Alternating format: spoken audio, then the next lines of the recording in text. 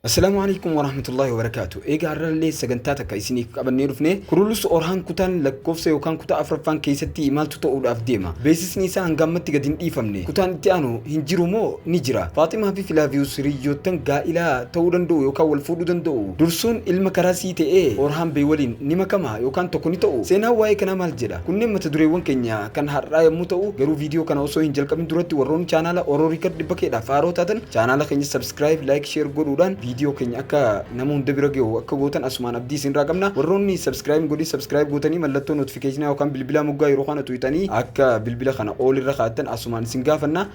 Egaa filima guyyaa har'aa keessatti Usmaan Bey akkuma dhukkubsatee akkuma inni fayyetti gosti guutuun tokko ta'eera.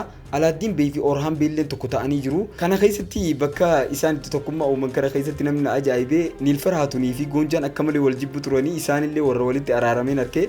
Akkasuma Alaaddiin fi Orhaan illee akkasumatti walitti araaramanii. Kunis diinni amma haleellaa tokkollee godhuu hin danda'u jechuun nutti mul'isa. Kunillee beekamaadha. Akkasuma Usmaan Bey gorsa tokko Alaaddiin fi Orhaan Beyiif akka kennullee beekamaadha jechuudha. Kunis waanuma jechuudha gorsa yoo kennuufi baatee walitti laaqamisaa dhufa waan ta'eef kanarratti jechuudha isaan madaaleeti jireenyeeti yaanna. Egaa kanarratti Usmaan Bey akka isaan madaalee gorsa tokko kennuuf abdii irraa qabna. Akkasumas siyaasa kana gara fuulduratti akka tarkaanfachiisu jechuun guyyoota itti aanan keessatti yookaan filimoota ganaa dhufan keessatti qabsoo caalaa yookaan deemanii loluu caalaa siyaasaan akka loluu ta'an ni argina jechuun akka xiinxala keenyatti siyaasaatu itti fufa jenneeti yaanna. Akkasumas garuu gama biraatiin ammallee erga beeksisni gadi hin dhiifamne yookaan beeksisni kutaa afuraffaadhaa gadi lakkifamne daawwattoonni tokko kutaan itti aanu akka waan hin dhufnetti tilmaamutti jiru. Kutaa itti aanu ni dhufamoo hin dhufu mee kana gara boodatti yookaan viidiyoo kana gara dhumarratti isinitti himna. Turtiin keessan nu faana haa ta'u isiniin jenna. Garuu dura Faaximaa fi Filaaviyus wal arguu akka qaban isinitti haa himnu.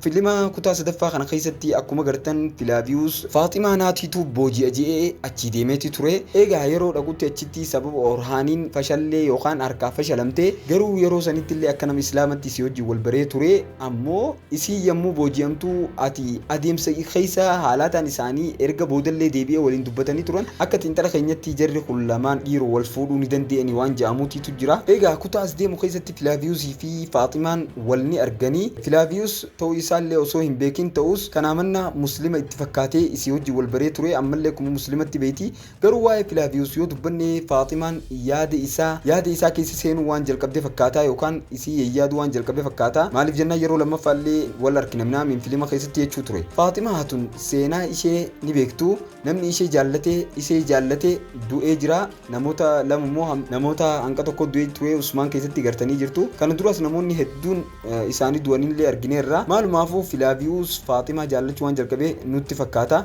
Ammaaf garuu sammuu isaa keessaas diinummaan ni jira. Sababni isaa Usmaan Bey abbaa isaa waan ajjeesee yookaan akka ajjeesetti jedheeti waan yaaduuf kanaaf diinummaan ni jira fakkaata. Garuu Filaaviyus Faaximaa jaallachuu osoo jalqabuu yeroo itti ibsuu danda'u ni dhufa jenneeti yaanna. Garuu akkuma beektan seenaan isaanii kun bakka kanatti wal xaxaa dhufeeti jira. Abbaa isaa gaafa booraan booji'amee ture san abbaa isaa akka waan ajjeesetti fudhatanii ture. Gaafa abbaa kiyya ajjeesan ati lola san keessa biree hirtamnaa minjeeni gaafatee ture.